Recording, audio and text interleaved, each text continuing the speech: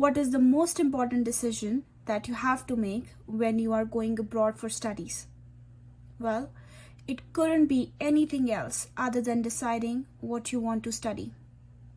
And that decision involves where you want to study, what program you want to go in, or which city you want to choose.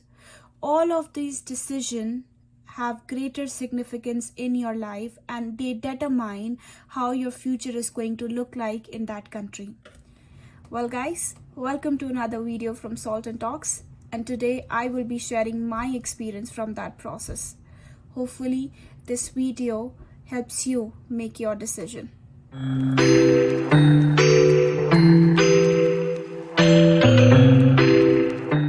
The first and the most important thing that I have realized in the past 4 or 5 years I have been in Canada is before choosing what you study, you have to visualize yourself in future. You need to ask yourself what you want to be in future. Because believe me, after you graduate, you don't want to restart your life again. I have been in that situation. I started a degree in Canada, and after graduating, I realized that I wanted to go in a whole separate industry. So I had to do my certifications and all those things once again. So that was a loss of time and lots of efforts.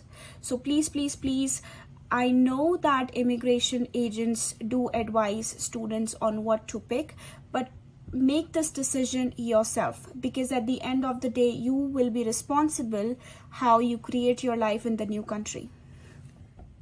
Number 2 is connected to what I said earlier. Do your research and do it well in advance.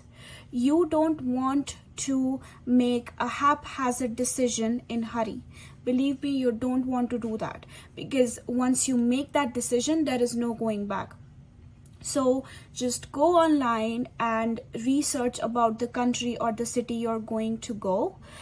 Research what kind of job industry they have there, what certifications do people need, and what is the salary or income that people earn.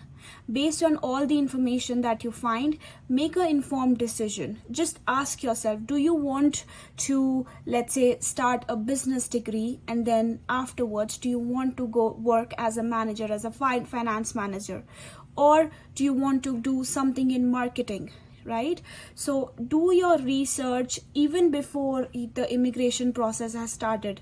And I advanced like an year in advance. Okay, I'll delete that.